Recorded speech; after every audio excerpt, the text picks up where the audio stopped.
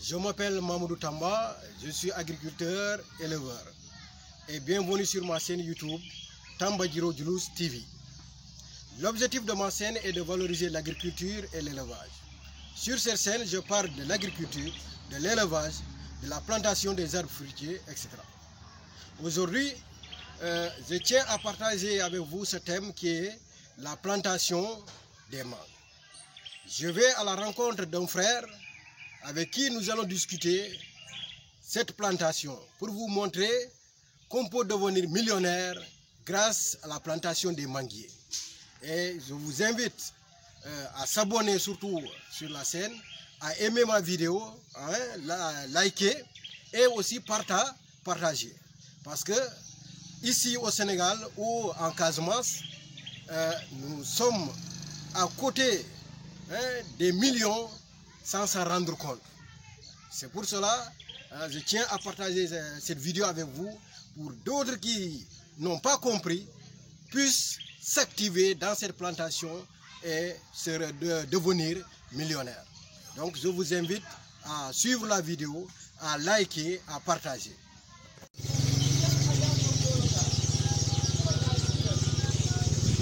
Bon, ici c'est la route qui mène vers Dar es Salaam Serif. Et ici c'est le garage de Kataba 1 que vous voyez. Et maintenant ça va jusqu'à Dar es Salaam Serif. D'abord on traverse Kataba 1 et on va vers Dar Haïroun, Koulandian jusqu'à Dar es Salaam Serif. Et maintenant on va aller, on va vers Djouloulou. Après Djouloulou, on va continuer jusqu'à Dombo-Lire. Ok, donc je vous invite à suivre et vous allez voir.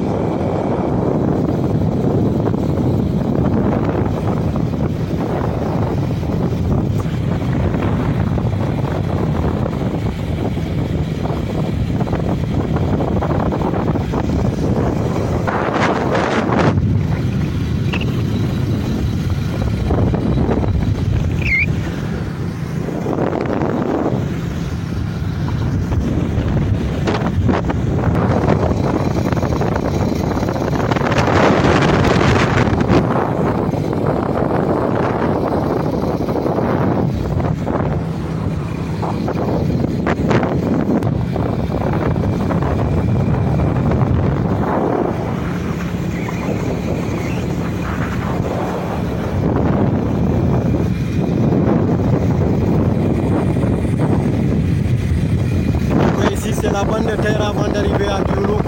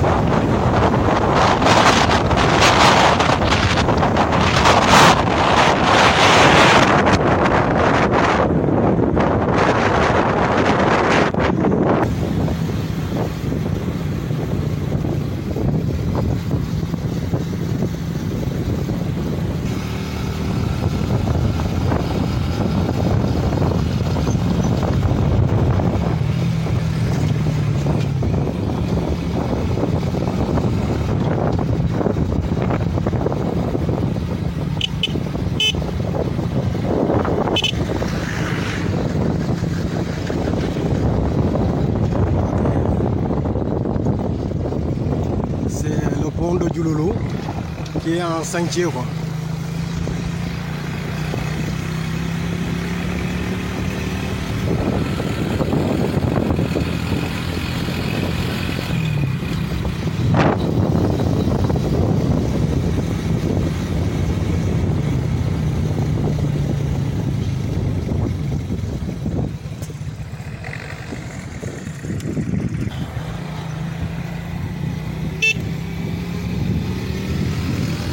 Ouais, c'est le pont de Diouloulou maintenant.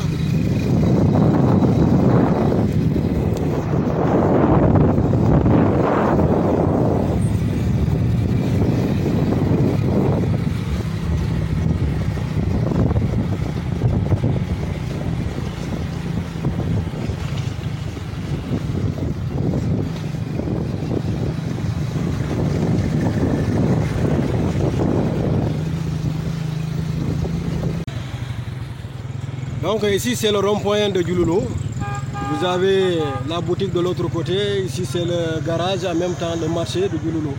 Et là, voilà, c'est la route là qui mène vers Siliti, vers la Gambie. Et ici vous avez, c'est la route qui mène vers Kafountine. Donc allons-y. Voilà, on va continuer.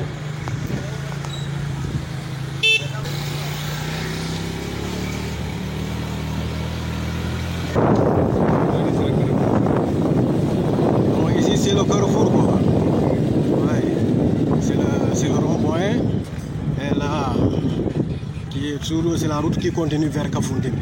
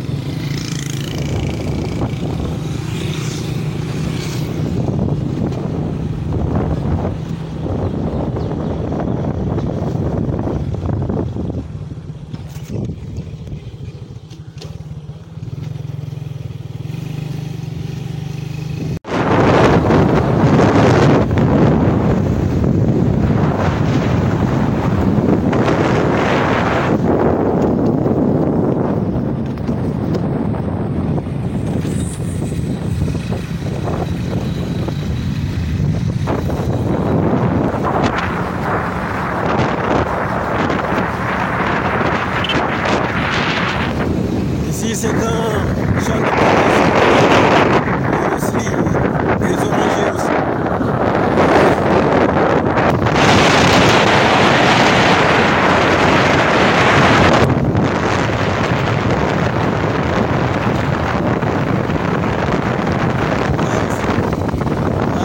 Monsieur est là en ceinture.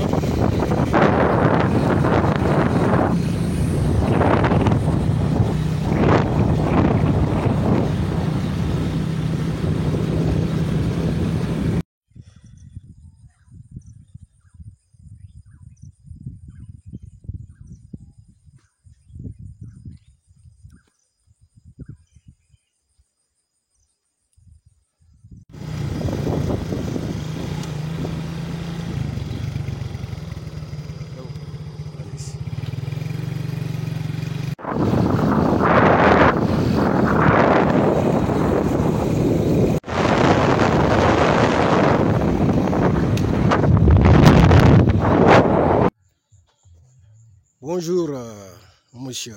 Bonjour. Comme je l'ai promis aux gars, aux amis de ma chaîne YouTube Tamba Djiro Djlouss TV, je leur ai dit que je vais faire une descente pour venir vous rencontrer. Et maintenant, comme on a dit que la plantation, on peut devenir millionnaire grâce à la plantation des manguiers. Et je suis venu, j'ai quitté de Kataba jusque là.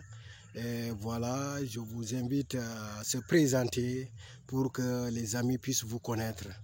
Et après, on va entrer dans le but du sujet.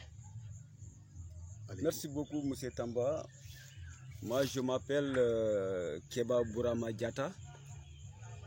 Je suis technicien agricole au niveau des Savoirs du Sud, l'usine de Kataba 1. Et je suis responsable des bonnes pratiques agricoles au niveau de la COPEX Sud. C'est la coopérative qui s'occupe de l'approvisionnement, de la production et de l'approvisionnement en matières premières à l'usine de Kataba 1. C'est une entreprise qui est co-signataire actionnaire de l'usine de Kataba 1. Très bien. Ok, maintenant, est-ce que vous pouvez montrer aux gars, aux amis, leur parler un peu avant de venir, votre parcours, avant de venir au niveau de cette usine-là pour les fonctions que vous avez occupées dans cette usine? Bien, merci. Avant de me rendre, avant d'avoir les fonctions que j'occupe aujourd'hui au niveau de l'usine de Kataba 1, d'abord j'ai fait l'école primaire ici à Dombondir, ici, dans mon village ici. Après l'école primaire, après l'entrée en 6e, je suis affecté, orienté à Bignona, au lycée Aoun Sané. Du lycée Aoun Sané, à l'époque, quand il y a du CEM Aoun Sané, à l'époque, quand il y a le BFM, on t'oriente au lycée Dignabo de Ziguinchor. Et c'est ainsi qu'on m'a orienté au lycée Dignabo après avoir obtenu le BFM.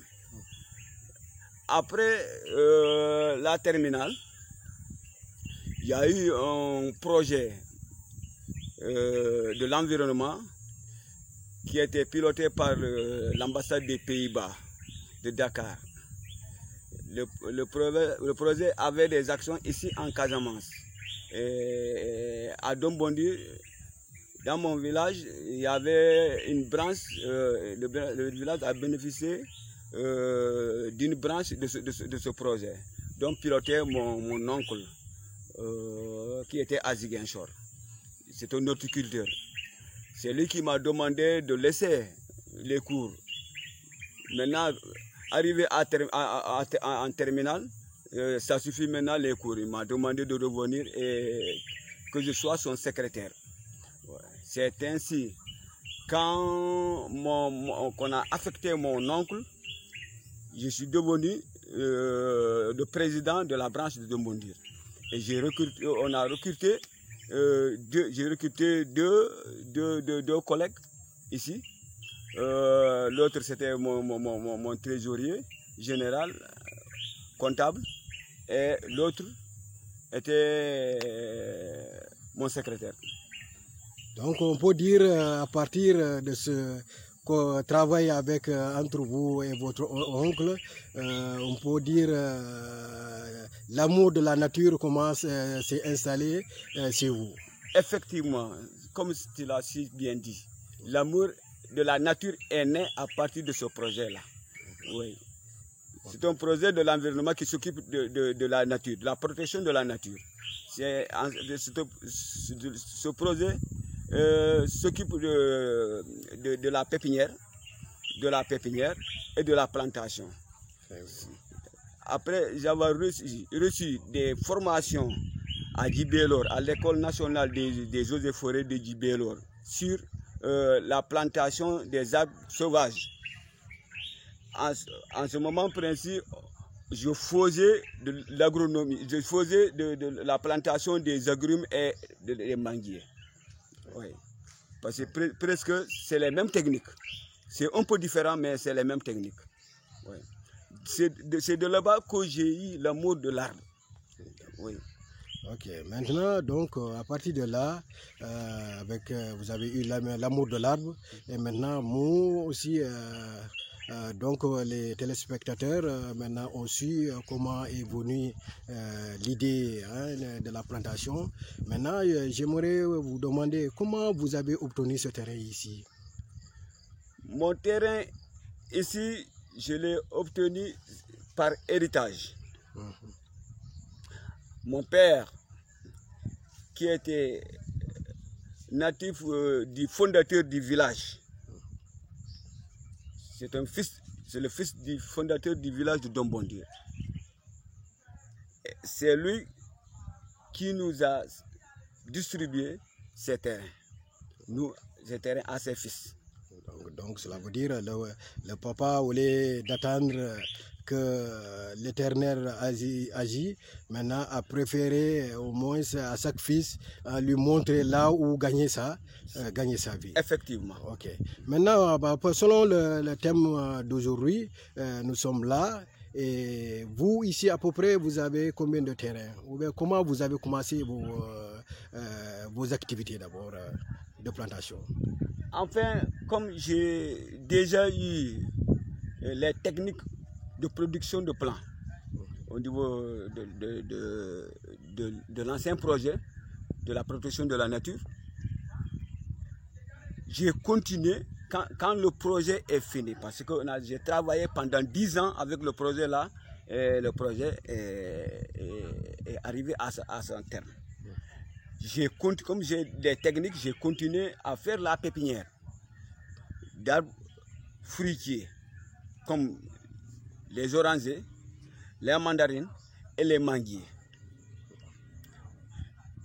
Je me suis dit que du moment que j'ai déjà eu les techniques, je peux continuer à exploiter les terres, à mettre en valeur les périmètres que mon père m'a cédé. Oui.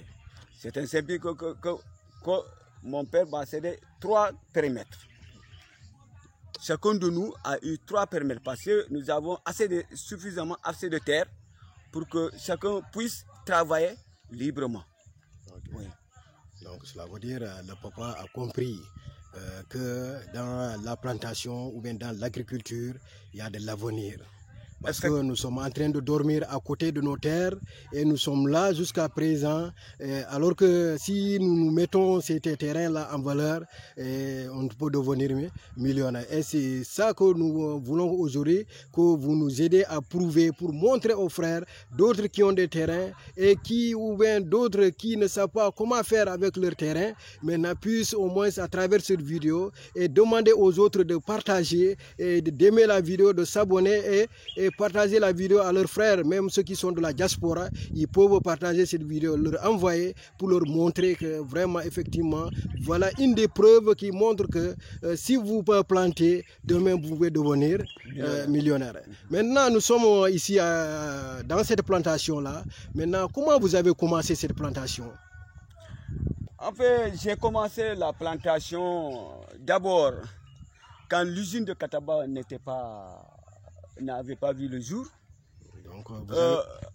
J'ai commencé par la plantation des agrumes. Parce que à un certain moment, les populations du monde rural étaient un peu découragées du fait que la mouche gagnait le terrain sur les manguiers. Quand les gens ont commencé à se décourager de la plantation des manguiers, en ce moment-là, l'usine de Kataba n'était pas là.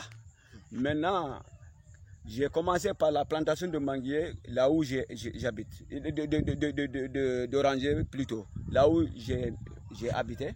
Ici, quand l'usine de Kataba est venue, j'ai dit qu'il y a une autre opportunité, un autre marché où si je travaille avec le marché là, je peux gagner ma vie. C'est en ce moment que j'ai commencé à aller vers le promoteur de l'usine de Kataba 1, me présenter, parce que il faut, quand il y a des services, il faut se présenter, il faut les vendre. Oui. Je me suis présenté, je lui ai donné mes certificats de formation sur la foresterie. Il m'a dit que donc la foresterie, c'est toujours c'est l'arbre. Il m'a dit que toi, j'ai besoin de toi. Tu peux être, avec la formation en agronomie, tu peux être un expert parce que tu as déjà la formation dans l'environnement. Et quand tu as encore la formation dans l'agronomie, tu deviens un expert. Je dis, c'est ça que je cherche. Je cherche toujours le savoir. Je veux toujours chercher à me perfectionner encore, quoi. C'est en ce moment qu'il m'a demandé de lui donner mes certificats. Et après, il m'a envoyé en formation en agronomie, là où j'ai fait caisse 2 ans. Après de caisse, je suis allé à Dakar, terminer mes formations en agronomie. Donc aujourd'hui, je suis technicien agricole au niveau de son usine de Kataba 1. C'est moi qui m'en charge de la production des bonnes pratiques agricoles des producteurs certifiés, que l'usine achète pour que l'usine puisse acheter les produits de ces plantations certifiées là pour les vendre au niveau du marché international. Il faut que le technicien maîtrise les techniques, maîtrise la réglementation du marché international, des référentiels, maîtrise les cahiers de charges, des clients.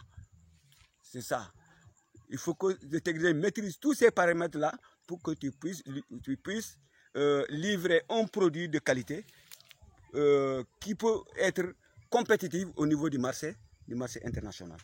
Très bien.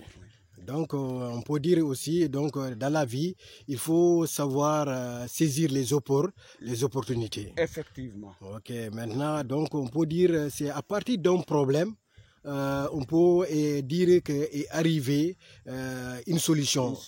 Donc, ces problèmes, il s'agit par exemple des dégâts causés par la mouche. Donc, on peut dire aussi, ça fait partie des difficultés que vous avez rencontrées dans cette plantation.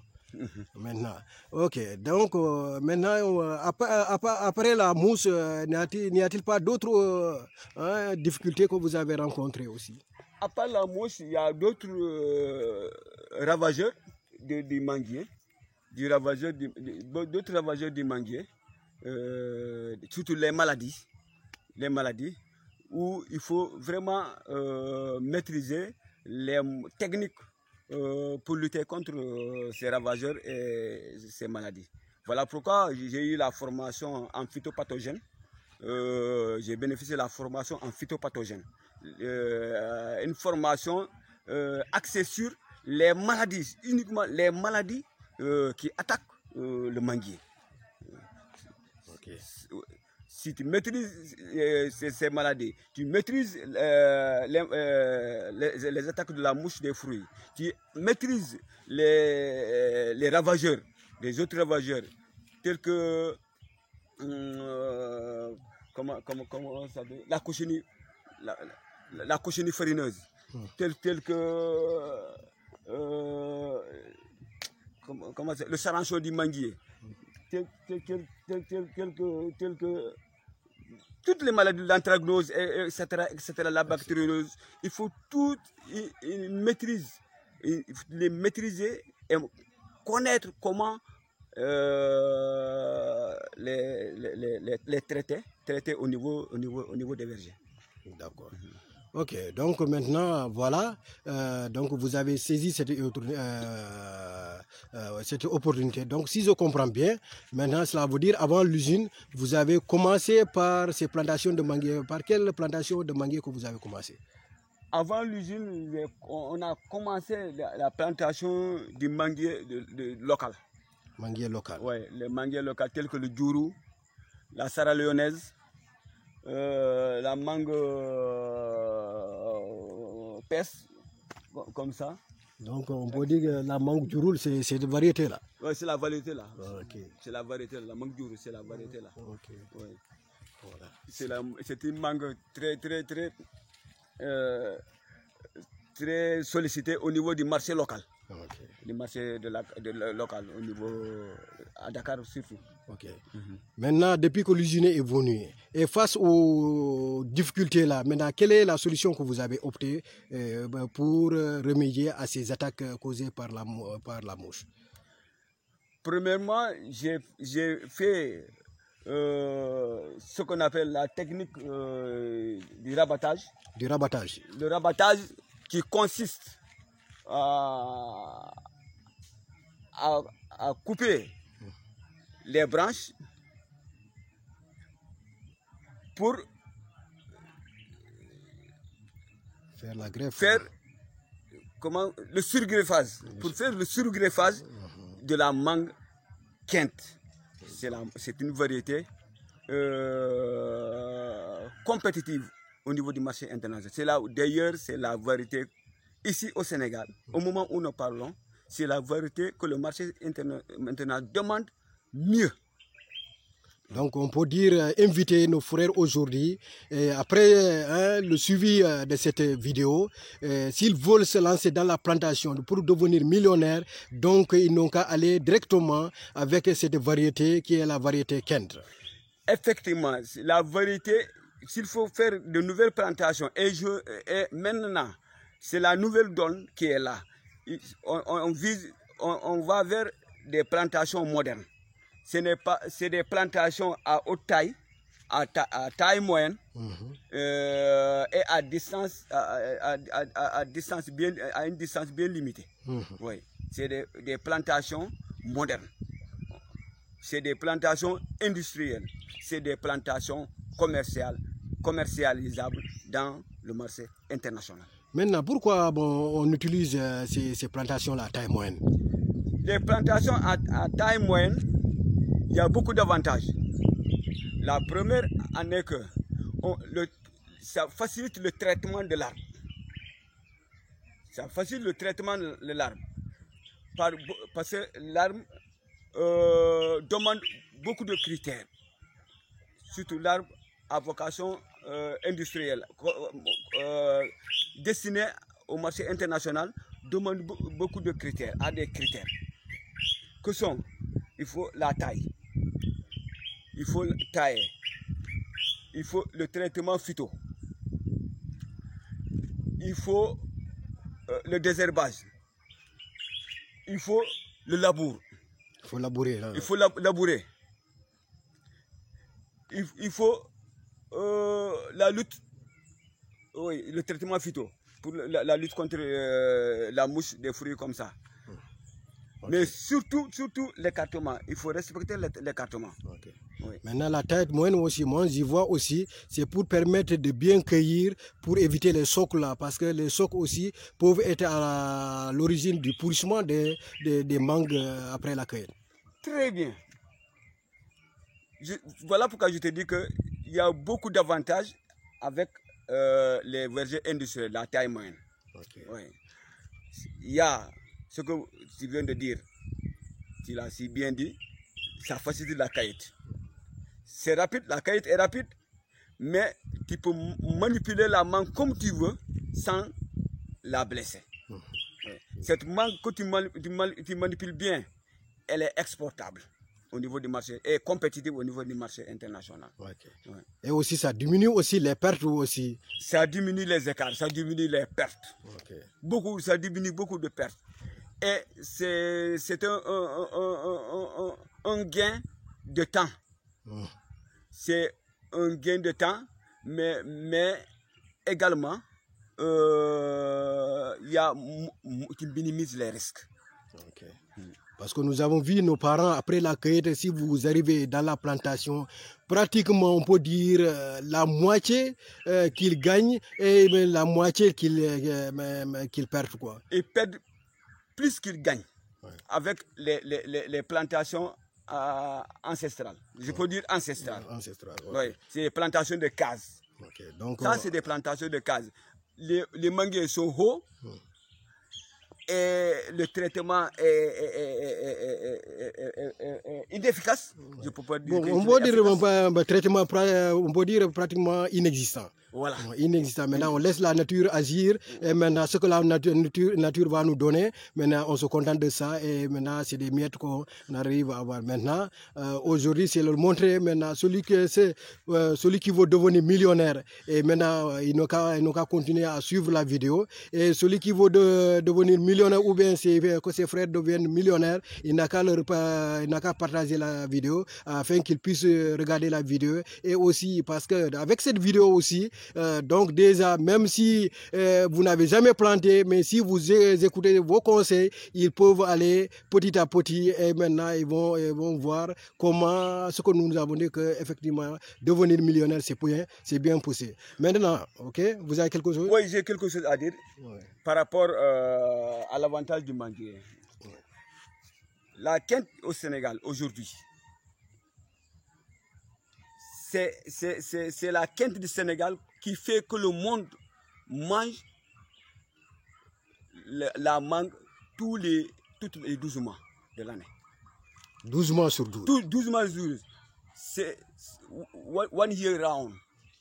One year. One year round. C'est la quinte du Sénégal qui fait que le monde mange la mangue 12 mois sur 12. Parce qu'au moment où la quinte du Sénégal, c'est une opportunité pour nous, le Sénégal.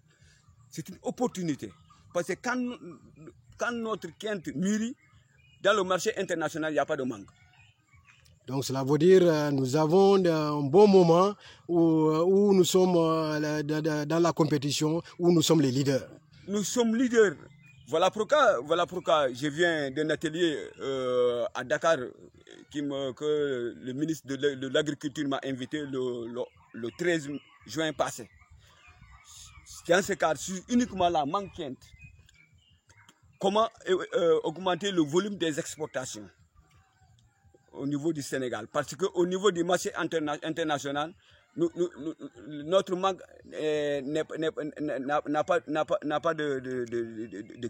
d'adversaire, n'a pas de compétition. Parce qu'au moment où notre mangue mûrit, le marché international est presque vide. Presque vide. Oui. Donc on peut dire frères sénégalais, frères plus précisément, surtout en Casamance, donc lançons-nous. Nous avons là des terres, nous avons une terre très fertile. Très fertile. Très fertile. Donc, très fertile. Ok. Nous avons une nature, un écosystème favorable à notre plantation de la mangue quinte. Okay. Ça vraiment, j'invite aux Casamancés de s'investir sur la filière quinte, la filière mangue. Surtout la quinte. Mais maintenant, d'abord, vous avez aussi montré, mais comment est sa qualité par rapport aux attaques là? Parce que c'est pas pour rien, cette variété-là aussi, on a choisi. La quinte fait partie des variétés les plus demandées dans le monde. Voilà pourquoi, quand on l'a introduit au Sénégal vers les années 2004,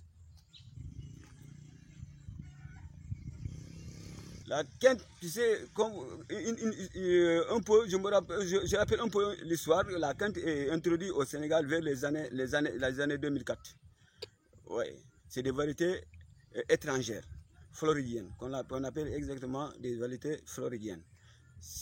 Quand on l'a introduit au Sénégal, c'est en ce moment qu'on a vu aussi une nouvelle espèce de mouche introduite venir. Donc en cherchant des solutions, maintenant voilà, elle est arrivée, encore une autre espèce vient de nous faire la guerre encore. Voilà, c'est ça. On a vu l'apparition de la mouche des fruits ici, après juste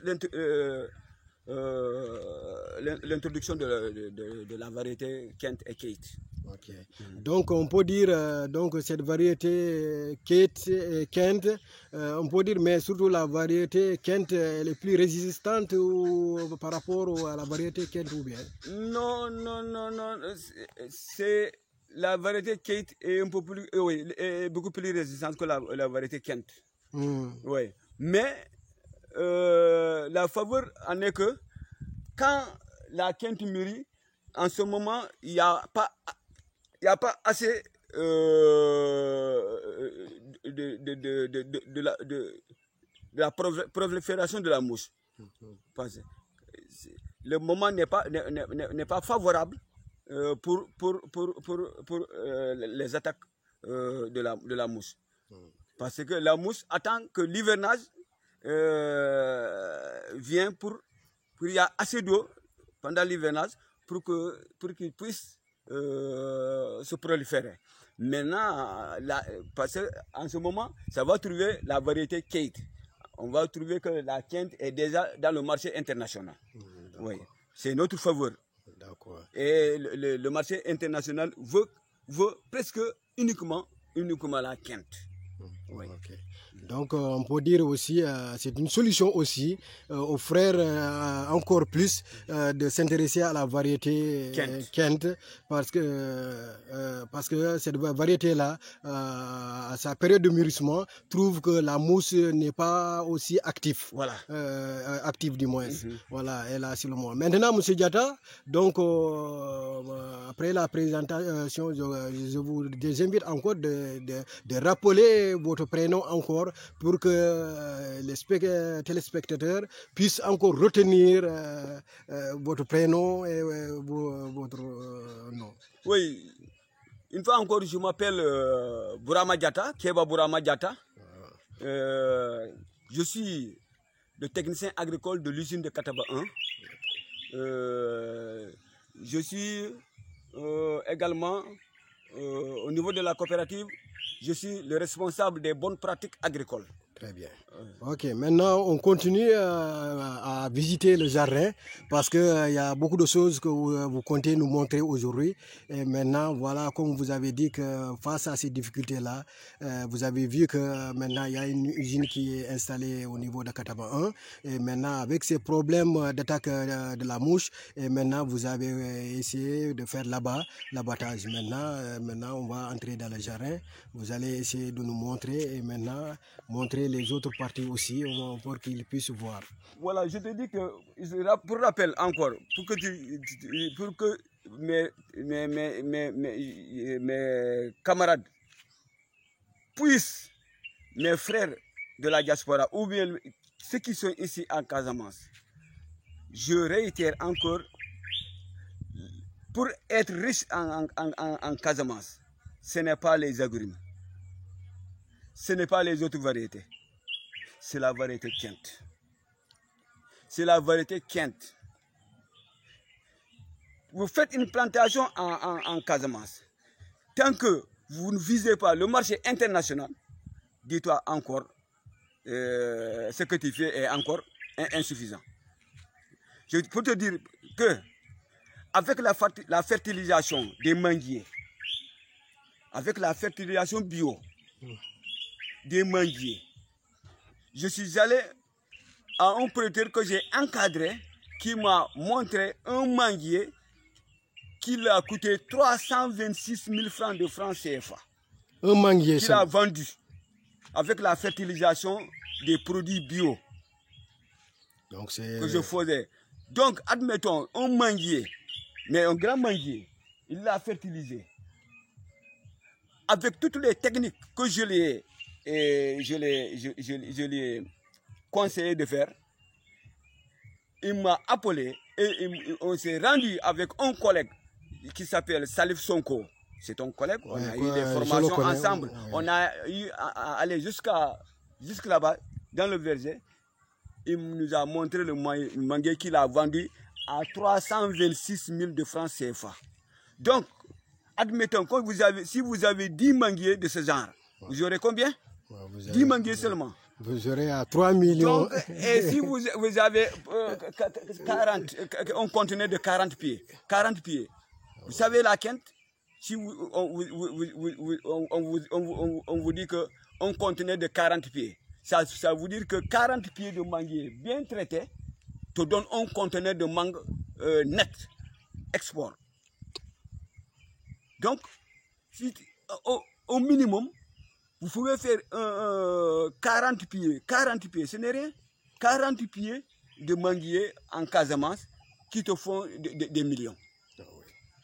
Un conteneur, admettons un conteneur de mangue net, export, te fait des millions. Hein? Avec 40 pieds, bien traités. Avec 40 pieds bien traités, vous avez un conteneur. Un conteneur, c'est des millions. Vous comptez à 15 millions. Hein? Un seul conteneur. Un conteneur. 40 pieds bien traités. Oui, ici à Kataba, on vendait, les Marocains qui venaient à Kataba, à l'usine de Kataba, ils achetaient le conteneur là-bas à 11 millions. Cash. Cash. Tellement la manque de la Casamance est bien recherchée au niveau du marché international. Les clients viennent même jusqu'ici. On n'arrivait pas à satisfaire le client de l'Europe qui nous attend au marché international, au niveau du marché d'Amsterdam. On n'arrivait même pas à le satisfaire parce que la concurrence était, les gars étaient là, les clients étaient là. Les autres viennent à la porte de l'usine, ils achètent là-bas le conteneur cash et ils vont. Parce que le marché international, il n'y avait pas assez de manque. Il n'y avait pas de manque. Voilà pourquoi je conseille aux jeunes de ne pas braver les mers. Oui. On dort à côté des millions. Oui, on est là assis avec des millions. Ou aller forcer des frontières, où voilà. on vous tire dessus, on vous maltraite là-bas. Vraiment, quand je vois leur sang couler, vraiment, je n'arrive pas à rester insensible à ce problème. Effectivement. Vraiment. Si je vous dis combien je gagne ici, tu ne vas pas le savoir, tu ne vas pas vraiment croire. Mais aujourd'hui, vous allez en parler parce que c'est comme l'objectif de la scène là. Ou bien vous allez donner l'à peu près. Parce que c'est pour cela qu'on va faire le tour pour que les gosses puissent voir. Maintenant, à peu près ici, vous avez combien de pays ici? Ici, je me suis forcé pour avoir 42 pieds. 42 pieds. Donc, cela veut dire que vous vous êtes forcé pour le faire en temps normal. Dans l'objectif d'avoir mon propre conteneur. Voilà. Dans l'objectif d'avoir mon propre conteneur. Mais en tout cas, bon, maintenant, depuis que vous avez abattu les branches là, vous avez fait le surgreffage. Et maintenant, je pense que maintenant, vous êtes en train de toucher un peu. Oui, je suis en train de toucher un peu. Oui. Maintenant, à partir de quelle année que vous avez commencé à toucher pour leur montrer comment ça évolue, quoi? Non, je suis juste à ma quatrième année. Quatrième année. Je suis juste à ma quatrième année, vers 5e année. Maintenant, selon l'évolution de la première année jusqu'en quatrième année, maintenant, comment les chiffres d'affaires ont évolué? Non, ça s'augmente. Ça augmente? Ça s'augmente. Oui. Maintenant, la première année, bon, vous avez trouvé environ combien? Non, environ, je me suis trouvé avec 300 000 comme ça. 300 000, ça aussi, c'est quelque chose. La première année, je suis comme... Parce que, bon, c'est la première année, bon... Oui, parce que les branches ne sont pas aussi... Voilà. Et maintenant, deuxième année, maintenant, troisième année... J'ai commencé à monter. Aujourd'hui, bon... L'an dernier, je touchais dans les 600 comme ça. 600 000. Oui. Mais jusqu'à présent, les manguiers ne sont pas... Oui, ok. Donc, ils n'ont pas atteint leur sommet de C'est ça, le sommet, quoi. Voilà, ok. Et maintenant, on va essayer de visiter dans le jardin.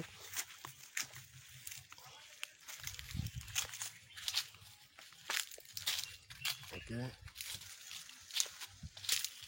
Oui. Ok, très bien. Ok. Voilà. C'est bien.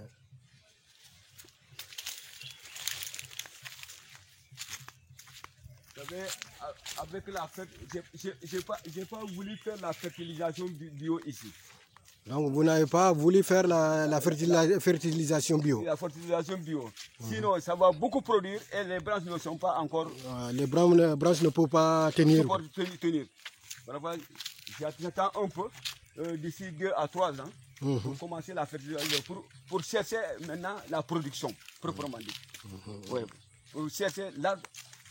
Parce qu'on peut leur dire, voilà l'un des effets qui vous a poussé à... On peut aller là-bas, voir pour qu'ils... Voilà.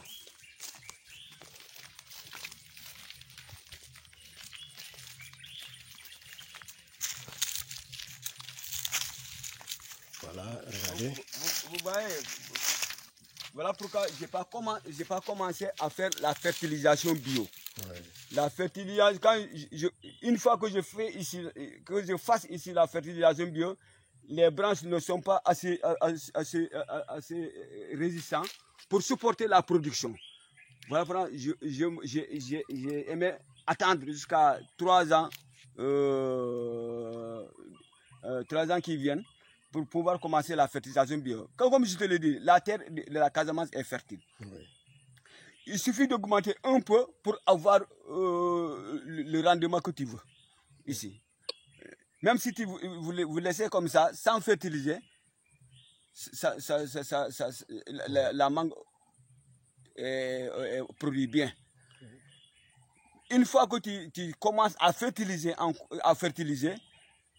si vous ne faites pas attention, les branches vont se casser à cause de la production, la forte production. Ouais. L'arbre va beaucoup produire. Il faudrait chercher un produit pour pulvériser au niveau des bourgeons. Des bourgeons, quand l'arbre commence à bourgeonner, il y a un produit qu'on appelle le AFE vert qui peut pulvériser au niveau des jeunes fleurs, des jeunes feuilles, pour permettre à l'arbre de supporter la production qui est là-bas. Mais le produit là est cher, n'est pas à la portée de tous les producteurs. Ouais. Ouais. Vous dites le produit là, comment on l'appelle? Le AFE vert. AFE vert. Le AFE vert. D'accord, oui. Bien. Ok, voilà. Et donc... Voilà la raison qui a fait qu'on n'a pas encore commencé à fertiliser. Vous voyez?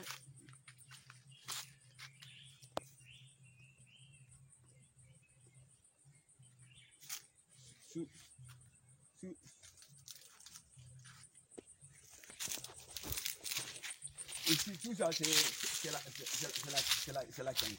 J'ai surgreffé la quinte. Ok. D'abord, c'était quelle variété qui était là-bas que vous avez amené? La variété qui était là, c'est la Sierra Leonaise. C'est la Sierra Leonaise. Oui. C'est la variété Sierra Leonaise, c'est une variété locale. Oui. Mais quand l'usine de Kataba est venue, j'ai essayé de couper la technique qu'on appelle le rabattage.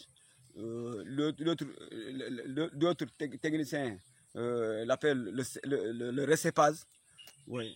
C'est tout simplement le fait de couper les branches de l'autre variété pour greffer avec les nouveaux rejets, greffer la variété recherchée qui est la quinte.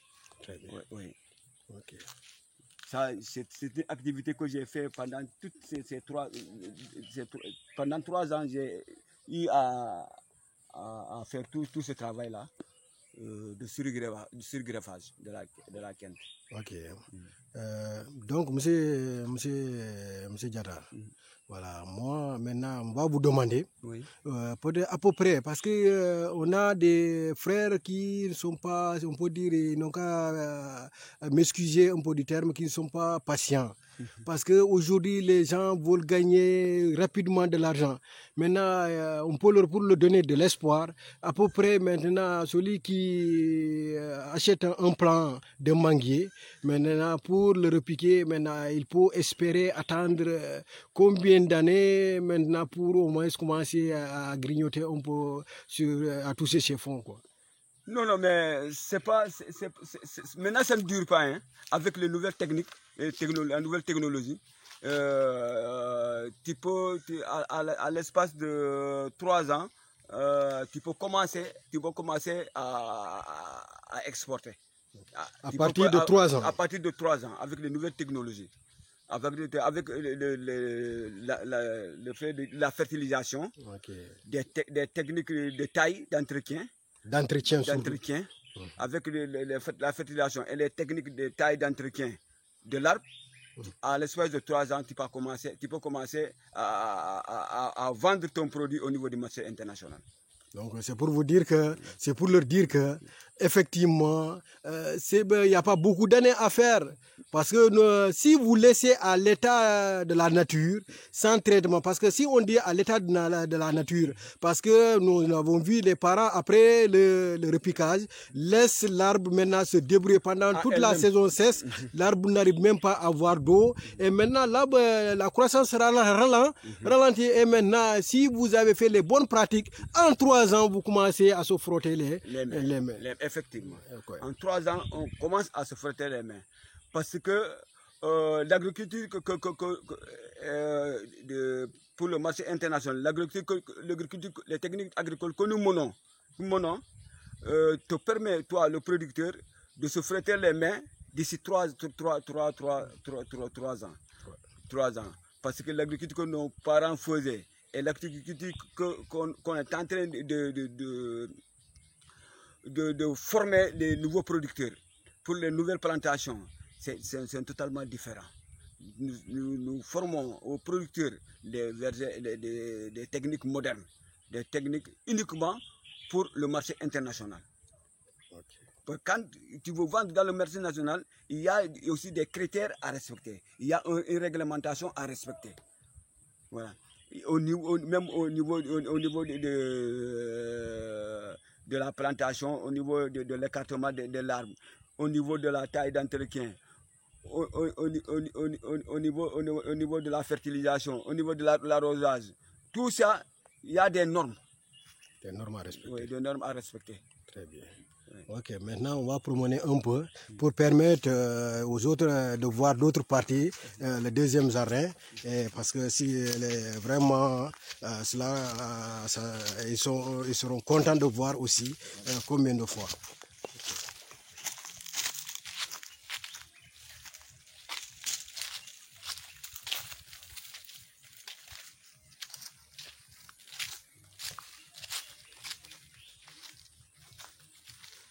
Donc on peut dire parfois, quand on regarde, on va penser qu'il n'y a rien, mais parfois à l'intérieur, ce sont des arbres qui cachent leurs fruits. Quoi. En les voyant comme ça, à l'intérieur. Cette année, il y a 2 ou 3 productions qui permettent à l'arbre de prolonger la durée de sa production. Donc cette année, ce constat que vous avez, qu'est-ce que vous avez constaté? On a constaté 2 à 3 productions. Oui. Donc on peut dire qu'avec ces 3 productions, cette année, vous risquez de toucher jusqu'à 3 fois. 3 fois. Au moment où nous parlons, j'ai déjà évacué la première production. Ah, donc au moment où nous parlons, la première production, je l'ai déjà évacuée. Ouais. Maintenant, ça reste la deuxième et la troisième.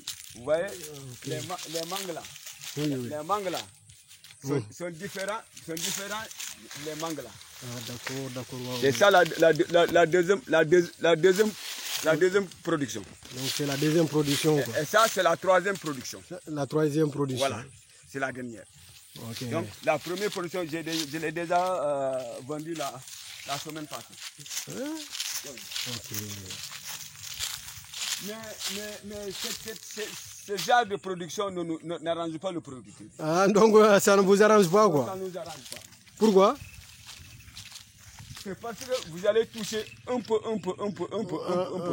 Mais si, comme d'habitude, la production se faisait de manière à un seul coup, tu gagnes plus. Tu vends plus et tu gagnes plus. D'accord. Mais ça permettra aussi aux producteurs de ne pas avoir la main sèche. Oui, effectivement. Mais aussi, l'autre inconvénient, ça va arriver à la période de la prolifération de la mouche. Ah, d'accord. Mais là, il faut le traitement phytosanitaire. D'accord. Il faut le traitement phytosanitaire. Voilà, donc voilà, comme ici aussi c'est une branche là qui est cassée. Voilà. Ils ont beaucoup produit. Ouais, ça aussi c'est une perte quoi. C'est une perte. Heureusement pour vous, vous n'avez pas fait la fertilisation. Non, j'ai pas fait la fertilisation. Si vous avez fait la fertilisation, vous aurez beaucoup de dégâts. Voilà le dernier manguier que j'ai fait le récepage. C'est le dernier manguier. Le dernier manguier que j'ai fait le récepage. Lui, il n'a pas encore produit. Le manguier n'a pas encore produit. L'an dernier. C'est l'an dernier que j'ai fait le rabattage pour greffer encore la quinte. D'accord. Pour atteindre les 40, le conteneur de 40 pieds. Les conteneurs de 40 pieds. L'objectif, un conteneur. Un conteneur. Voilà pourquoi j'ai fait le rabattage de ce manguier-là, que j'ai greffé encore pour que je puisse atteindre mon objectif. Très bien. Mais de l'autre, on va aller dans mon nouveau verger. Là-bas, il y a la pépinière. J'ai fait la pépinière que je vais planter. Je n'ai pas encore planté, mais la pépinière est là-bas. J'ai déjà fait la pépinière. Parce que la plantation, avant la plantation, il faut la pépinière. D'accord, très bien. Oui. Nous allons vous visiter là-bas. Là-bas, j'ai aussi fait les agrumes et une pépinière pour le manguier. D'accord, allons-y là-bas quoi. Oui. Allez. Ok, mes frères, maintenant on vous donne quelques goûts ici. Comme l'objectif de la vidéo d'aujourd'hui, c'est les manguiers.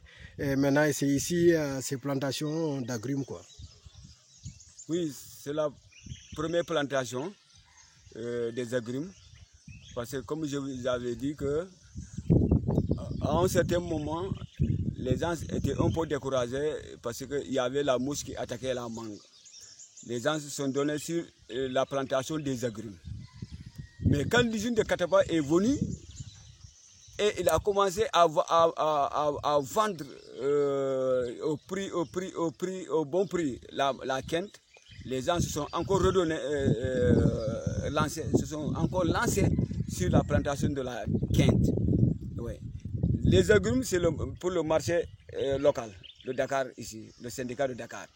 Mais la quinte, celui qui plante la quinte vise le marché international. D'accord. Oui. Ok, maintenant de manière très rapide ici, on peut avoir à peu près combien de pays ici? Ici, on peut avoir à peu près 300 pieds ici. Donc, 300 pieds ici sont là. Donc on peut dire que c'est en bonne saison, à peu près, on peut s'en sortir avec combien? Oui, pendant la saison 16, parce que moi, mon objectif est de ne pas rester 2 à 3 mois, voilà, 2 mois sans avoir quelque chose à vendre. Oui, mon objectif est à chaque 2 mois que je puisse vendre quelque chose. Oui, parce que ici, pendant la saison 16, je vends les agrumes, je vends les mandarines, Kent, la mandarine Tangelo, je vends la mandarine Poncan, je vends la mandarine Carvalal. Et je vends les orangers Mass Early, je vends des orangers la variété marocaine, elle est là. Voilà pourquoi à chaque période, j'ai quelque chose à vendre. Donc cela veut dire montrer pour ne pas rester la main complètement sèche. Donc à chaque période, vous avez quelque chose j'ai quelque chose à vendre. Et quand je cumule sur les agrumes, je peux avoisiner les 1 300 000, 1 400 000, voire 500 000. D'accord, c'est bien. Donc on continue vers la plantation de mangue. Vous dites c'est la sortie? C'est la sortie de mon verger, du nouveau verger. Du nouveau verger. Du nouveau verger, là où je suis en train d'exploiter. J'ai commencé à trouver du nouveau verger cette année. Oui. Ok. C'est la sortie.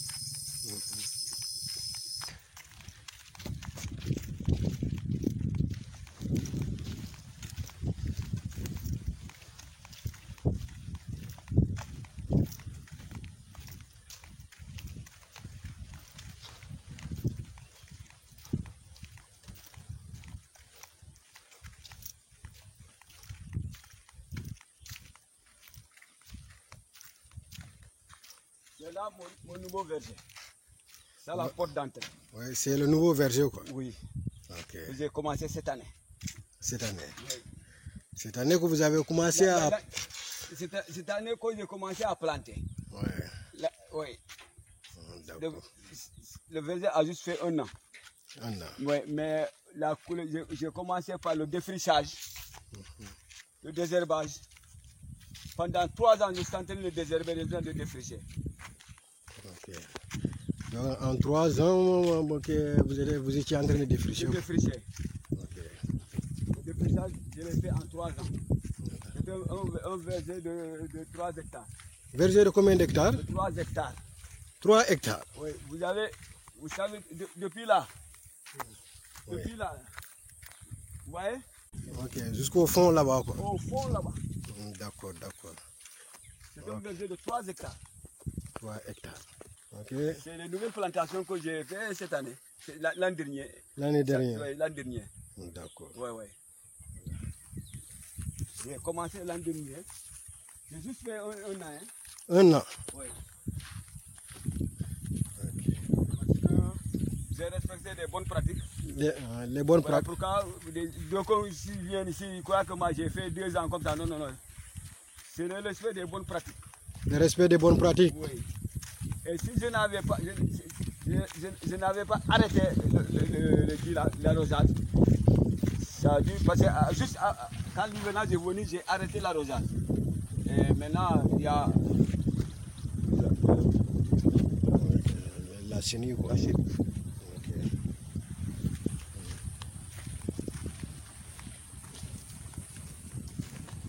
Qu'est-ce que vous avez mis comme ça? Ça, c'est de l'engrais des bousses de vache. C'est de l'engrais, Bouse de la vache, matière organique. la matière organique. Oui, ça, c'est la matière organique.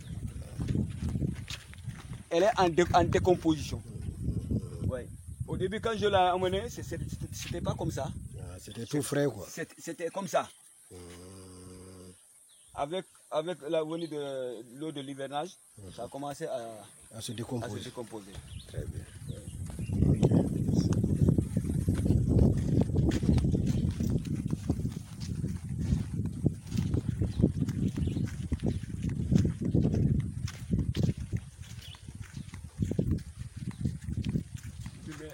Mais l'herbe là qui me fatigue.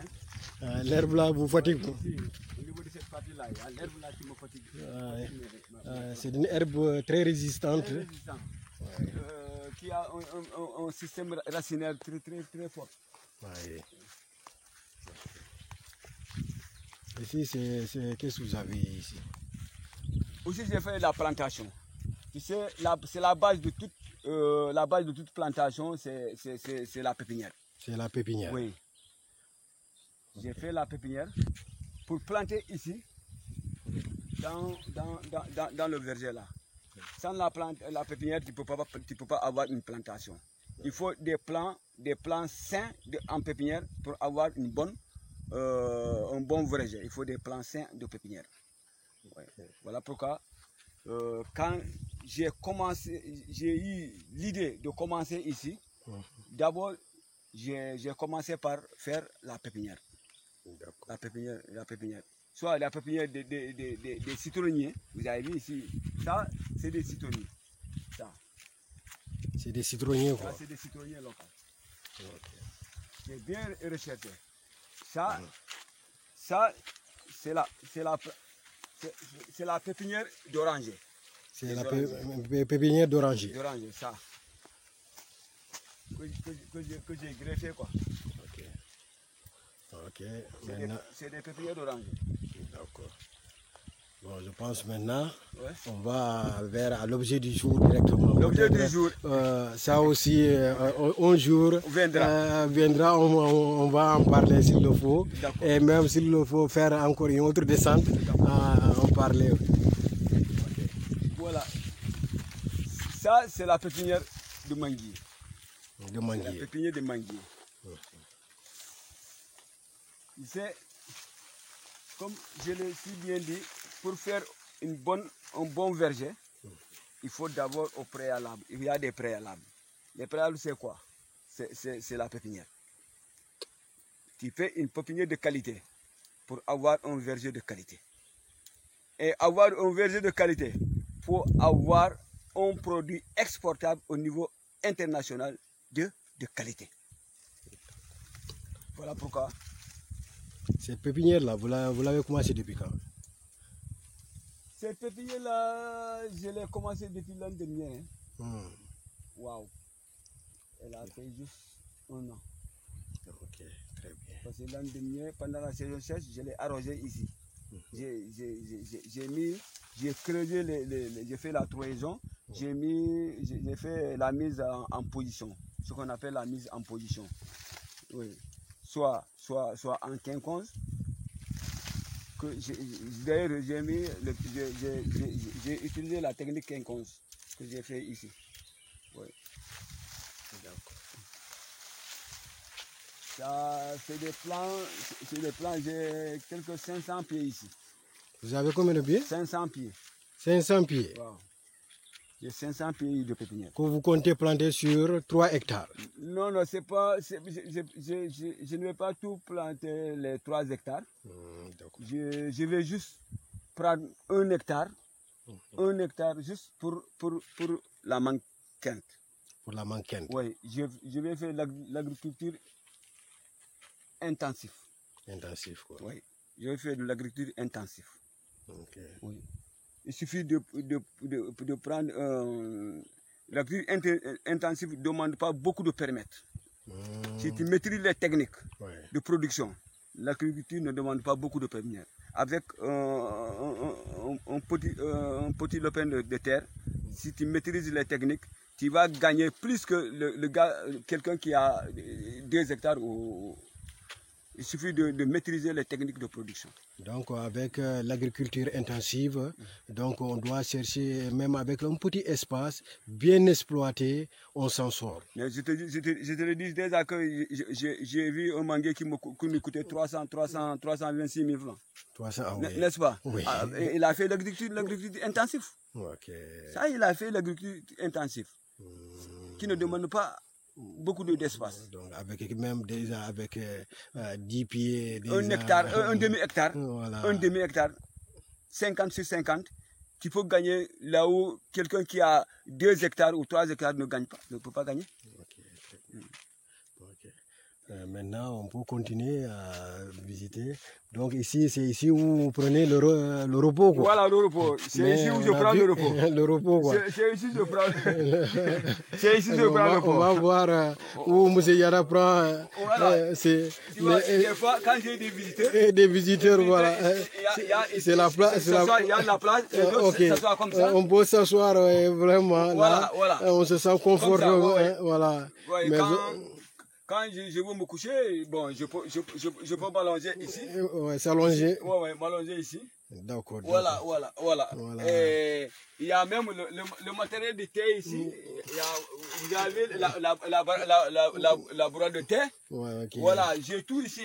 Hein. Tout le matériel, quoi. Oui, tout le matériel. Mais ici, exactement ça c'est des produits phyto. Des produits phyto, oui, quoi. Pour le traitement, quoi. Pour le traitement. Oui, pour le traitement phyto. Okay. Contre les chenilles, la mouche. Très bien. Tout ça. D'accord. Oui, ça c'est des produits phyto. Ok. C'est bien. Donc cela montre que celui qui veut vraiment se lancer en agriculture intensive doit aussi chercher un local où se reposer. Voilà. S'il peut construire un bâtiment, voilà. S'il le faut, il faut le faire, quoi. C'est ma vision, quoi. Construire un bâtiment de 2 pièces. Oui, effectivement. 2 pièces. L'autre pièce, c'est pour le magasin du matériel, le petit matériel, là où je vais garder le petit matériel. Et l'autre, c'est pour là où, bon, si je me fatigue, si il y a la fatigue, là où je puisse me reposer tranquillement. Okay. Ici, vous avez vu ici, il y a une variété que ça c'est. Je diversifie la plantation ici, ça c'est le corossol. Vous avez vu? C'est le corossol, quoi. Oui, c'est le corossol, ça c'est bien demandé, quoi, au niveau des transformatrices de jus. De jus? Oui. Okay. C'est quelqu'un une transformatrice de Bignona qui m'a demandé de faire le corossol exactement. Donc, je la veux dire, dans le sang. Déjà, il y a le marché, j'ai déjà le marché. Ok, Ouais, donc cela veut dire dans une activité pareille aussi. Voilà. Il faut aussi chercher le marché. Mais ouais. Voilà, diversifier la plantation. C'est ça. Okay. Là, c'est pour satisfaire une autre activité de transformateur. Ouais. Oui. Ok, ça aussi c'est bon pour nos transformatrices là, voilà. Et leur fournir les denrées, voilà. parce que ça leur permettra elles aussi de pratiquer leur activité. Voilà, ok, c'est bien. Là, pour l'agriculture intensive, je peux faire ça avec quelques 50 pieds de qui, quelques 50 pieds ici. Ça peut me rapporter beaucoup d'argent. Parce que le kilo de carasol coûte 2000 francs. Le kilo de carasol coûte 2000 francs. 2000 francs le kilo? Oui, 2000 francs. Bon, à 2000 francs, tu as 50 pieds, tu te frottes les mains, il y a des millions. Ah oui. Voilà, ok. Avec l'agriculture intensive, avec la fertilisation et tout, tu peux avoir plus. Voilà pourquoi je vais mettre 50 pieds ici. Voilà pourquoi je dis que ici, je vais faire l'agriculture intensive. Soit au niveau des agrumes, soit au niveau des manguiers. Je vais faire l'agriculture intensive. D'accord. Ici. Ok. Donc, allons-y voir le puits que M. Diatta a foré. Et... Il arrive. Ici, ça, c'est un puits, quoi. Oui, c'est un puits. Comme j'ai les moyens limités, j'ai pas de moyens. Ouais. Il y a quelqu'un qui m'a demandé de faire cette technique. Oui. Il m'a demandé de chercher un puits. Et quand je puise, je verse ici. Oui. Et je prends le raccord là, vous avez vu? Okay. Vous avez vu le raccord là? Oui. Je le branche ici et j'arrose. D'accord. J'arrose au niveau de la pépinière. Mais quant au niveau des plants déjà plantés, les plants déjà ça plantés, c'est des arrosoirs. Vous prenez un arrosoir là pour aller verser. Oui. Ok. Un arrosoir. Maintenant, à peu près ici, vous avez planté combien de pieds pour le moment? Ici, il y a... J'ai fait 400 pieds. D'oranger? 400 pieds d'oranger. 400 pieds. J'ai fait 400 pieds d'oranger. Donc la preuve est là déjà, ça c'est le cara. Le carasol. Ça c'est le carasol, quoi. Exactement. Ok. Voilà. Exactement. Ok. C'est bien. Là, c'est 400 pieds. Et ça me reste. Donc, ça me reste 100 pour compléter la partie là-bas jusqu'à j'ai les anacardies là-bas. Au niveau des anacardies là-bas, au niveau de la grande porte. C'est les variétés là que j'ai déjà greffées comme ça. Qui s'appelle la variété marocaine. La variété marocaine. Elle produit beaucoup. Elle est très résistante. La variété là, j'ai réservé la place là-bas pour la variété là. Okay. Ouais. Ah, c'est la variété marocaine. Ici, la variété marocaine. Ici, c'est une variété qui est très précoce. Précoce, quoi. Ouais, elle mûrit juste après l'hivernage. Après l'hivernage. Ouais, mais c'est cette variété-là qui m'aide à assurer la scolarité, les fournitures de ma équipe. Donc cela veut dire, si on doit donner un conseil à nos parents qui ont des enfants à l'école, maintenant, comment on appelle cette variété? C'est la Carvalhal. La variété Carvalhal. Okay. C'est la variété Carvalhal. Qui vraiment donne juste à l'ouverture. À l'ouverture, c'est ça, et ça, ça, ouais. Ça, et ça, et ça. Okay.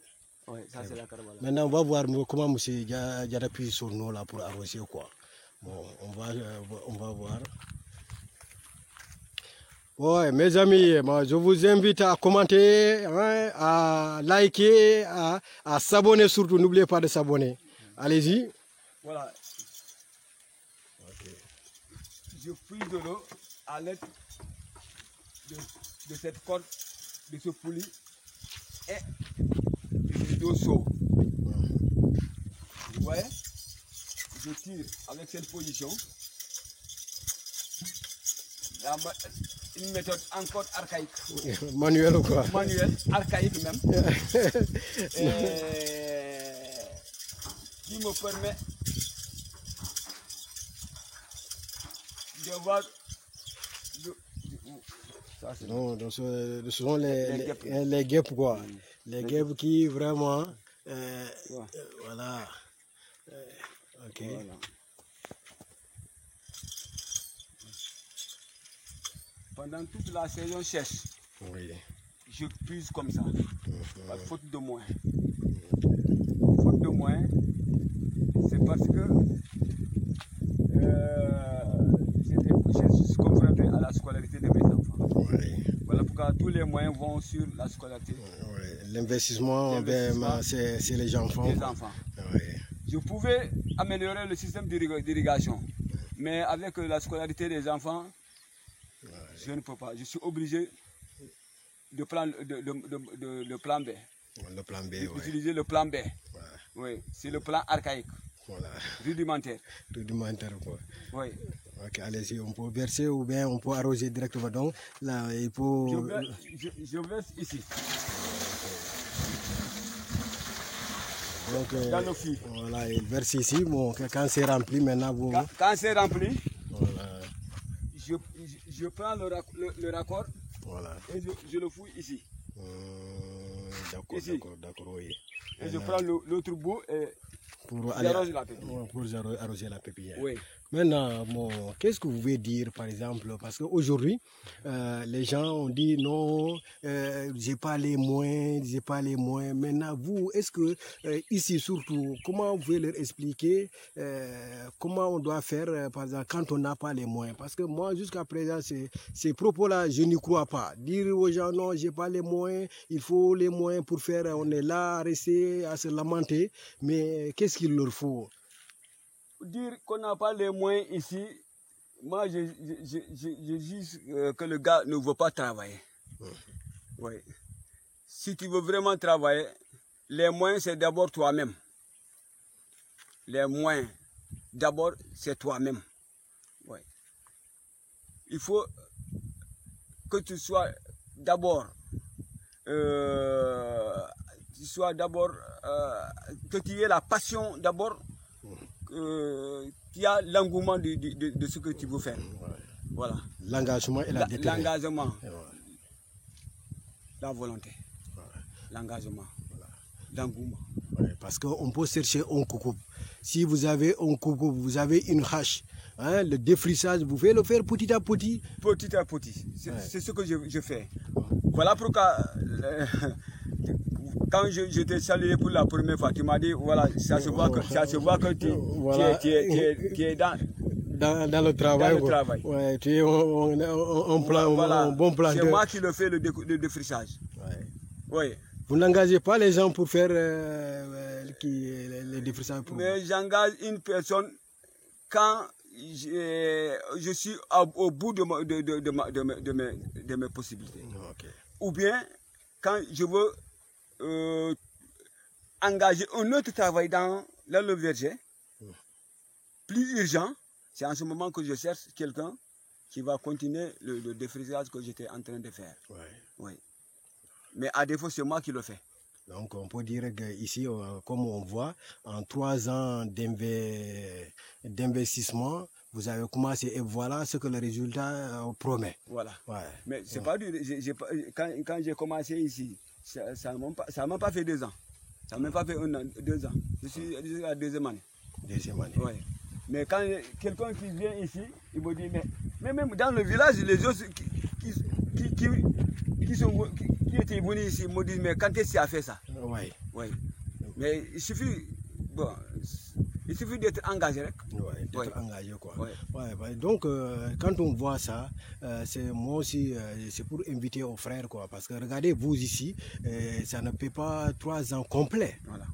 Vous avez commencé ici, vous avez commencé à défricher avec toutes les difficultés de la souffrance, voilà. Mais vous avez accepté de travailler jusqu'au fond là-bas. Les anacariens. Voilà, les anacariens.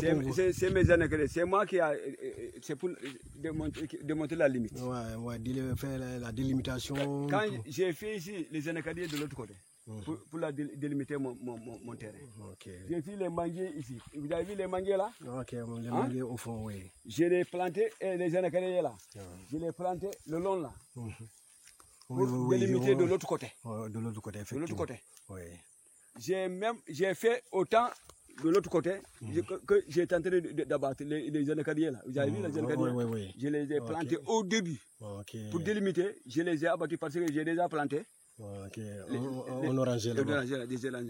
Maintenant, on peut aller s'approcher. Pour te dire que la plantation, quand tu t'y mets, ça ne dure pas. Ça ne dure pas. Quand tu t'y mets, ça ne dure pas.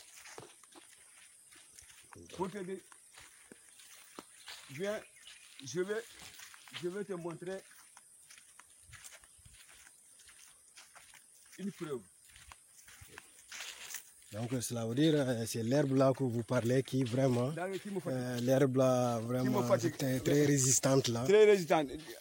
Il faut dire aux internautes que quelqu'un a un herbicide qui peut m'aider à lutter contre ça.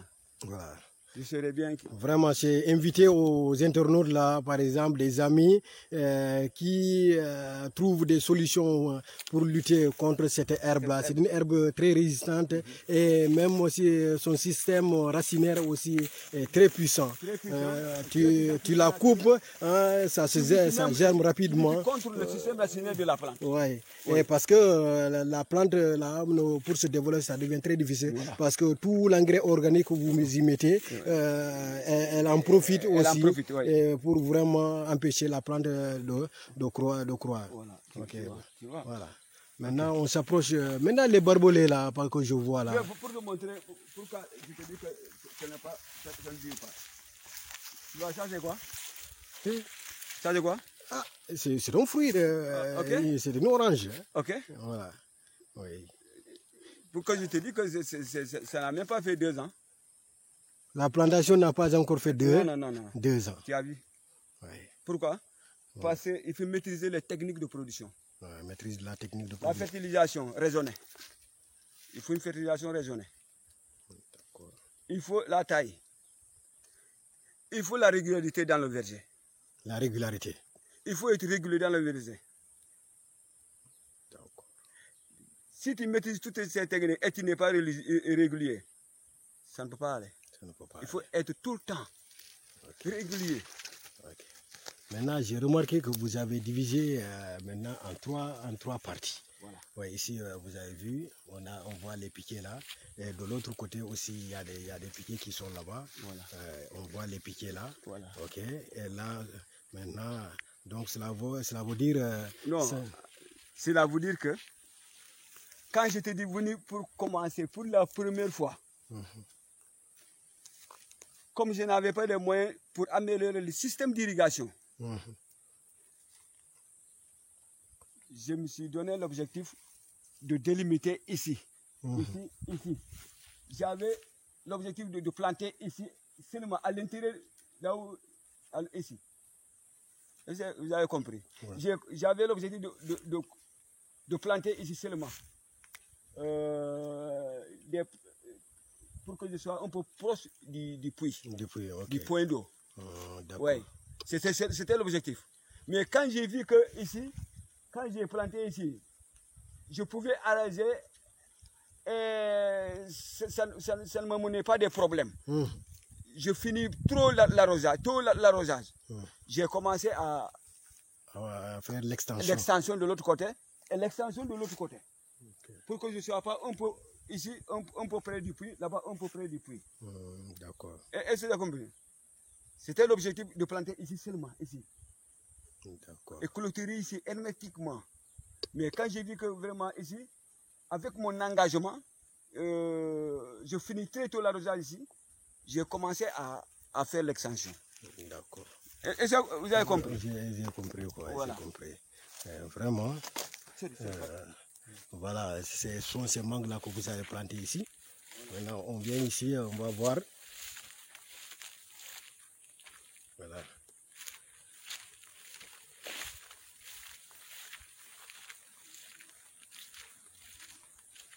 Donc, c'est le manguier là. Mais maintenant, M. Yara, vous avez le manguier là. Oui. Maintenant, pourquoi vous ne l'avez pas fait comme d'autres le font, pour que ça soit très proche, juste au niveau de la limite, quoi? Ok. Ici, tu sais, pour qui connaît, qui maîtrise la biographie florale de la mangue, du manguier, la biologie florale, la biologie florale du manguier, tu sais nettement que tu connais nettement que le manguier, c'est un arbre à fort à feuilles persistants. C'est un manguier, c'est un arbre vigoureux.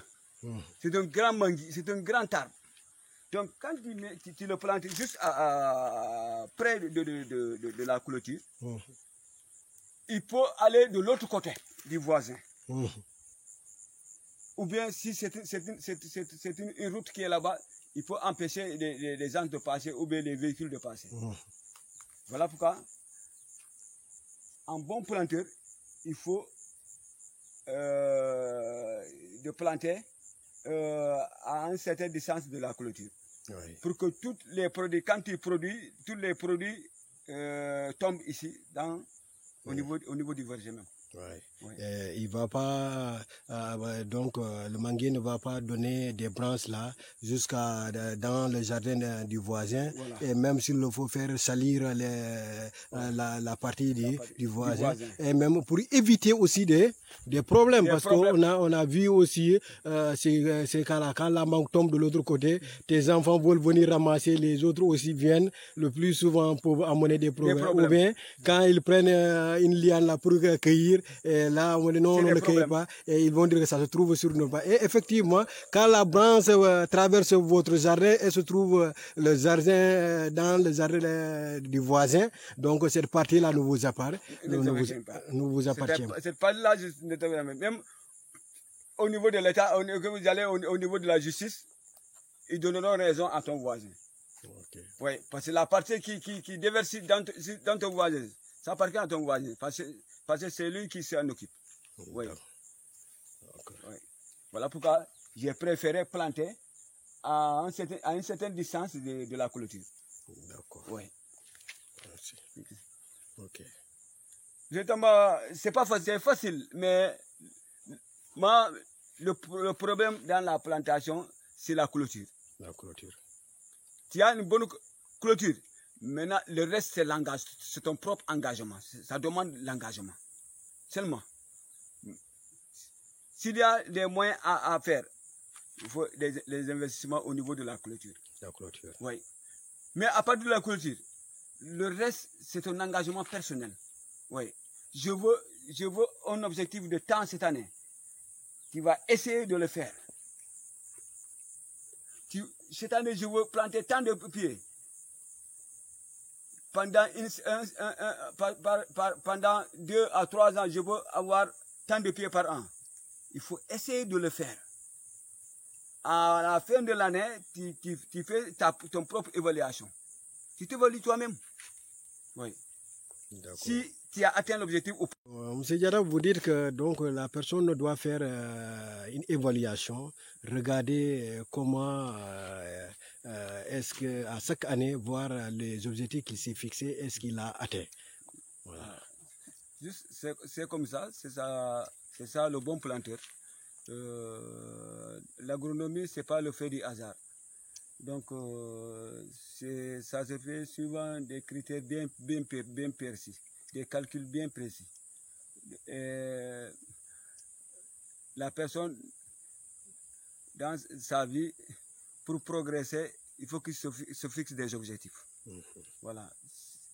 Voilà pourquoi le planteur aussi, pour progresser dans ta plantation, il faut se fixer des objectifs. Il ne faut pas travailler dans le vide, quoi. Dans le vide ou dans le hasard comme ça. Ouais. Donc, ouais. Et à un certain moment, il faut savoir s'arrêter et t'évaluer. Okay. Ouais. Maintenant, vous dites que depuis que vous avez commencé, quand on regarde ici, on regarde.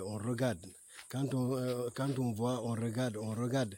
On pense que pratiquement c'est facile, si on regarde, on regarde. Mais pour vous dire que, en regardant, pour vous dire aux gens, aux amis que c'était comme ça. C'était comme ça. Voilà. C'était comme ça. C'était plus que ça, comme ça. Ouais, voire même plus. Parce que regardez, même pour voir le soleil ou bien de l'espace, c'est tout à fait, il n'y a que des reliers. Maintenant, monsieur Yara, qu'est-ce que vous pouvez dire à la jeunesse d'aujourd'hui? Quel est le mot que vous pouvez dire à la jeunesse? Le conseil que je dois dire à la jeunesse aujourd'hui, c'est de croire à la terre. C'est d'avoir une vision une vision pour devenir demain un bon agriculteur, ou bien revenir comme on l'a si bien dit. Il y avait un programme de Ablad qui se disait retour vers l'agriculture, le plan REVA, retour vers l'agriculture. Ça, c'est une vision. Oui. Et si les jeunes, je leur demande de vraiment épouser la vision du président Ablad qui disait retour vers l'agriculture. Il faut en faire une réalité. En réalité, parce que l'Afrique en a besoin. Aujourd'hui, on a vu ce qui se passe. Bon, maintenant, il faut aller importer. Alors que quand on a un grenier, c'est son voisin. Donc, un jour, on risque de ne pas manger. Donc on doit essayer d'avoir notre propre grenier chez nous, au lieu d'aller chercher, demander aux voisins d'enlever, de puiser dans son grenier pour nous envoyer.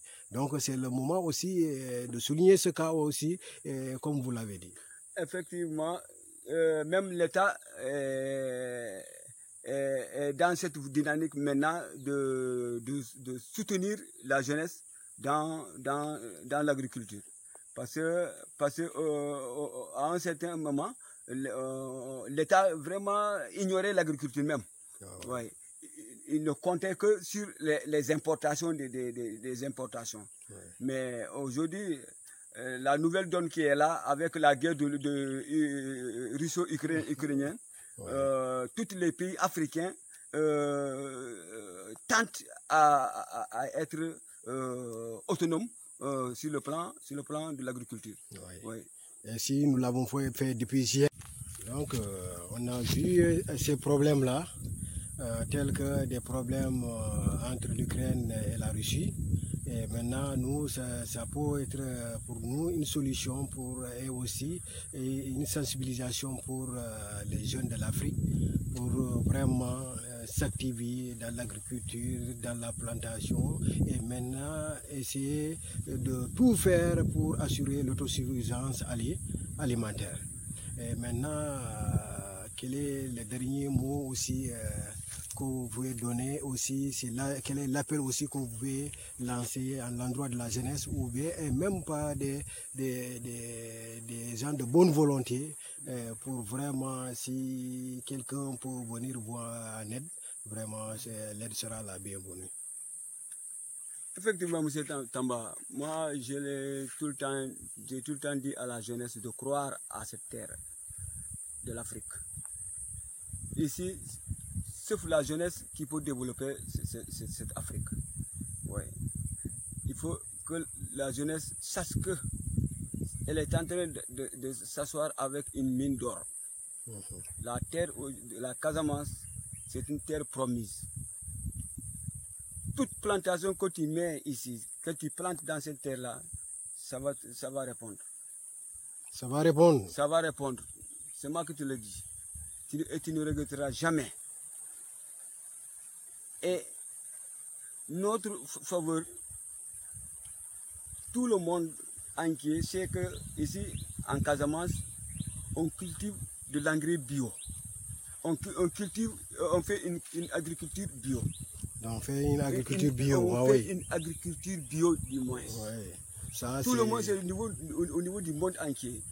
Il ne suffit pas ne demande pas, la terre de la Casamance ne demande pas aucun engrais. Seulement, si tu veux faire de l'engrais, c'est pour augmenter l'engrais qui est là. Tu peux peut-être espérer avoir encore un plus grand rendement. Ouais.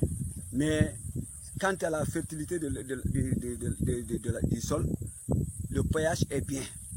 Le potentiel hydrogène de la terre de la Casamance est bien. Voilà pourquoi le mangue de la Casamance ne traîne pas au niveau du marché international. Parce que toutes les Toubabs savent que elle est cultivée dans les normes de l'agriculture biologique. Oui. Maintenant,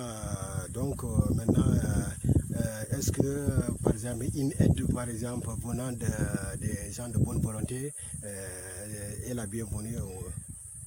Une aide venant des gens de bonne volonté est la mieux sollicitée. Elle est plus sollicitée parce que il faut appuyer la jeunesse qui est là. La jeunesse veut gagner quelque chose. Si vous voyez que la jeunesse brave les mers pour aller chercher le paradis quelque part, à savoir qu'ils sont pas les moyens. Ils sont pas accompagnés. Ils sont pas accompagnés. Ils sont une jeunesse laissée à elle-même. C'est une jeunesse oubliée par ses dirigeants. Okay. Oui. Maintenant, vous aujourd'hui, par exemple, quelqu'un qui peut vous aider, ou bien quelqu'un qui vous des conseils, est-ce que vous êtes prêt et vous êtes disponible à lui rendre service? Aujourd'hui, je peux prendre mon bâton de pèlerin pour partir d'un lieu à un autre. Si la jeunesse m'interpelle sur des questions relatives à l'agriculture. Okay. Oui, je suis prêt à tout. Et je suis prêt à convaincre les jeunes qui vont aller chercher du travail en Europe. Ouais. Alors que la terre est là. Okay. Oui. Maintenant, est-ce que la Tamba Djiro Djilous aussi, TV, la Tamba Djiro Djilous TV vous donne l'occasion aussi de donner votre contact, par exemple pour ceux qui sont en train d'investir dans l'agriculture ou dans la plantation, maintenant qui vraiment souhaitent vous contacter pour venir donner votre expertise, votre expérience. Je vous donne l'occasion et vous aussi à le faire parce que l'objectif de la scène c'est le partage. Exactement. Moi, je suis en dehors de toutes mes formations en agriculture, en agronomie. Je suis formateur en phytopathogène. Je suis formateur du COLA-CP. COLA-CP. Le COLA-CP, c'est la collaboration des États d'Afrique, des Caraïbes et du Pacifique. Moi, je suis formé par le COLA-CP dans toutes mes formations. Donc, moi, toutes mes formations visent le marché international. Oui. Voilà pourquoi j'aimerais à cette jeunesse-là de s'approprier de nous qui sont là, nous les personnes ressources qui sont là, de s'approcher de nous pour que j'ai des conseils qui vont dans le sens de l'agriculture, ils vont dans le sens d'avoir une exploitation agricole digne, parce que j'y crois. Okay. Moi j'y crois et je pense amener d'autres jeunes à y croire que la terre, le paradis n'est pas là-bas, mais le paradis est là. Tout près de nous. Ou bien nous sommes en train de même de coucher, ou bien de marcher sur ce paradis-là. Sans le savoir. Oui, sans le savoir. Maintenant, vous pouvez donner votre numéro.